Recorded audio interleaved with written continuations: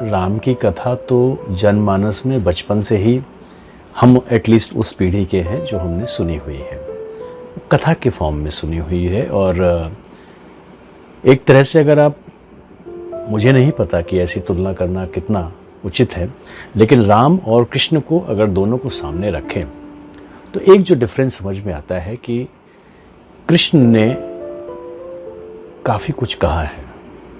आप महाभारत देखिए, गीता देखिए, बहुत कुछ कहा है और गूढ़ भी कहा है, व्यक्त भी कहा है, प्रत्यक्ष भी कहा है, प्रच्छन्न भी कहा है, जो भी है।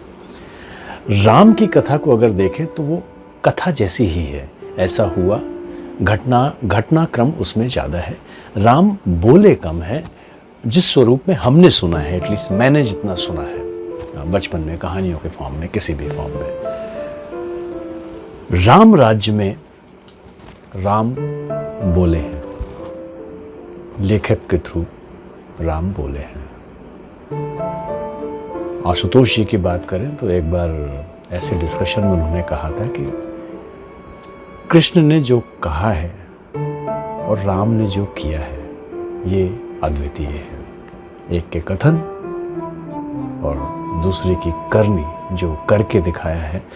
उन कवियों ने, उन लेखकों ने राम को कम से कम बुलवाया है, ऐसा भी कह सकते हैं। तो राम जहाँ मुखर होके बोले हैं वो है राम राज्य।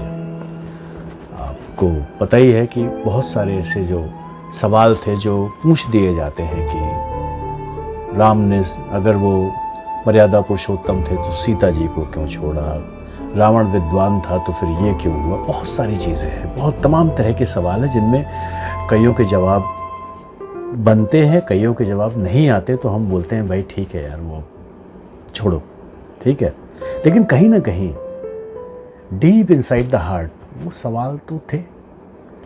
अब राम कथा लिखने वालों ने, वाल्मीकि हों और उसके बाद में रामचरितमानस लिख के जो तुलसीदास जी हैं, उन्होंने जिस भी समय काल परिस्थितियों में लिखा होगा, शायद उनको आवश्यकता ही नहीं हुई होगी कि ऐसे तार्किक सवालों के जवाब देने की।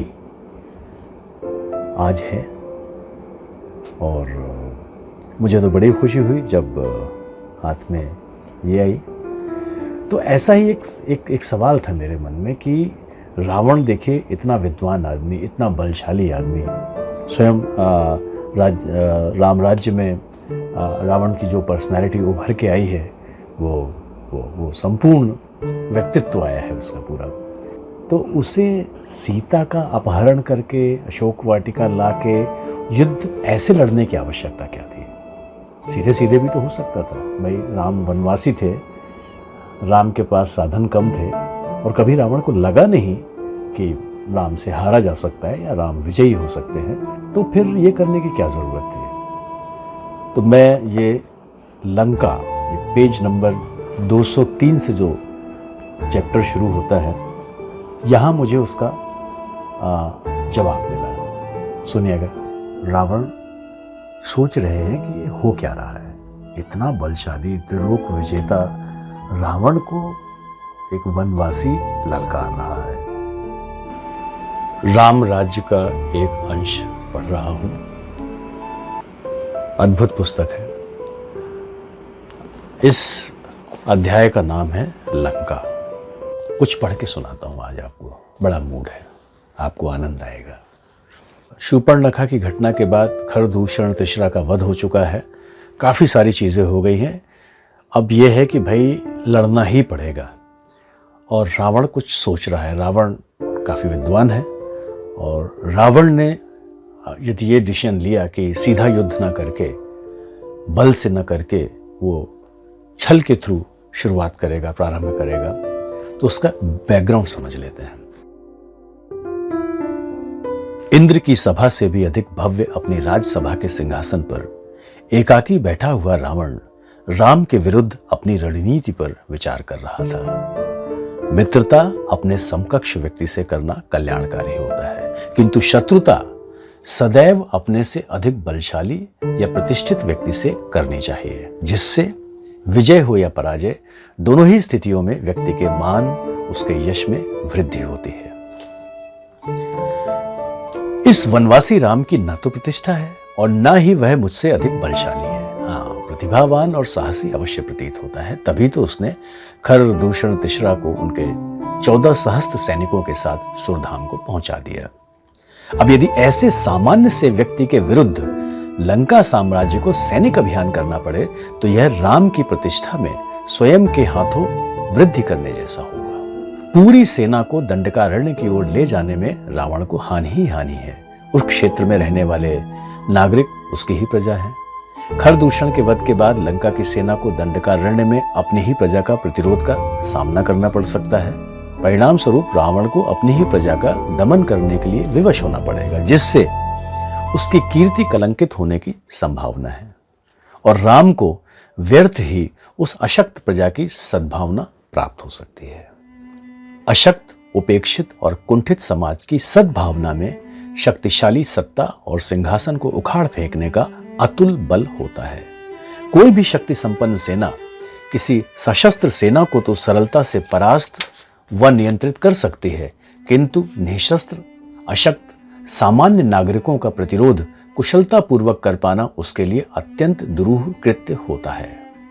जहां रावण व उसकी सेना अपने स्वाभिमान की रक्षा के लिए किसी के प्राण ले लेने को वीरता का प्रमाण मानती है, वहीं राम ने इस उपेक्षित प्रजा के चित्त में इस सूत्र को स्थापित कर दिया है कि अपने स्वाभिमान की रक्षा के लिए प्राण लेना नहीं, प्राण देना ही महानतम कृत्य होता है। राम ने समाज की कायरता, उसकी कमजोरी को ही उसकी सबसे बड़ी शक्ति बनाकर प्रस्तुत कर दिया, जिससे ये निकृष्ट जन ग्लानि से मुक्त होते हुए स्वयं के प्रति उत्कृष्टता के भाव से भर गए हैं।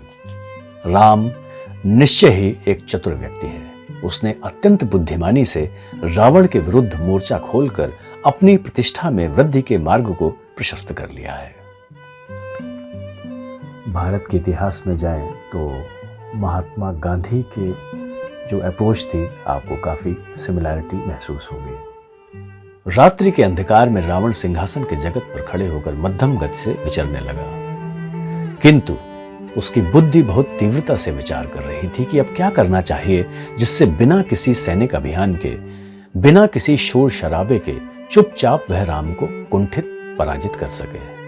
मानसिक द्वंद्व में उलझा हुआ रावण विचारने लगा, यदि मैं मेघनाद, कुंभकर्ण, अतिकेय, अक्षय कुमार जैसे दुर्धर्ष योद्धाओं को एकाकी ही राम को दंडित करने के लिए दंडकारण्य भेजता हूं तो कहीं वे भी दुर्योग से खरदूषण की गति को प्राप्त हुए, तब यह रावण की सबसे बड़ी पराजय होगी। तब क्या मुझे स्वयं ही राम को द्वंद्व युद्ध के लिए ललकारना चाहिए? नहीं, कदापि नहीं। कैलाश पर्वत को अपनी भुजाओं से उठाने वाले त्रिलोक विजेता रावण को एक सामान्य मनुष्य से द्वंद्व युद्ध करना शोभा नहीं देता। मैं भले ही इस युद्ध में राम को परास्त कर दूं, किंतु इस विजय के बाद भी मेरी कीर्ति का कलंकित होना निश्चित है। ये सब रावण सोच रहा है। रावण ने निश्चय कर लिया कि उसे राम से प्रत्यक्ष नहीं, प्रच्छन्न युद्ध करना चाहिए। पहले भली भांति उसे राम के शौर्य, पराक्रम, बुद्धि, विवेक की परीक्षा कर लेनी चाहिए। किसी की शूरता और पराक्रम, यहां देखिए एक बहुत ही महत्वपूर्ण सूत्र है जो मुझे बहुत पसंद आया। सुनिएगा, किसी की शूरता और पराक्रम के परीक्षण के लिए मित्रता से अधिक प्रभावशाली शत्रुता होती है, और शत्रुता का भाव बल के प्रयोग की अपेक्षा छल किए जाने पर अधिक तीव्रता से बलवती होता है। इसलिए राम के ऊपर पहला प्रहार बल से नहीं, छल से किया जाना चाहिए। यदि राम सत्य ही शूरवीर नायक है, तब उसे अपनी शूरता, धीरता, वीरता को सिद्ध करना होगा, तभी उसे रावण के सम्मुख उपस्थित होने का अधिकार प्राप्त होगा। और यदि वह सामान्य सा योद्धा है जिसने दैवयोग से कुछ अकल्पनीय सफलताएं अनायास ही प्राप्त कर ली है, जिस कारण संसार उसे रावण के समकक्ष रखते हुए गौरव मान दे रहा है, तब रावण को चाहिए कि वह राम की छवि को एक असाधारण योद्धा, विलक्षण नायक के रूप में संसार में प्रकाशित करने के बाद ही उसका संहार करे। पहले उस लेवल तक ले जाए जहां पे एक सामान्य सा व्यक्ति भी बहुत बड़ा दिखने लगे, और तब उसे मारे। सूत्र देखिए कि एक सामान्य व्यक्ति से लड़कर आप सामान्य हो जाते हैं, तो जो सामान्य अगर वो व्यक्ति है और ये प्रूफ हो जाता है और लड़ना आवश्यक है, तो पहले उसे असामान्य बनाइए।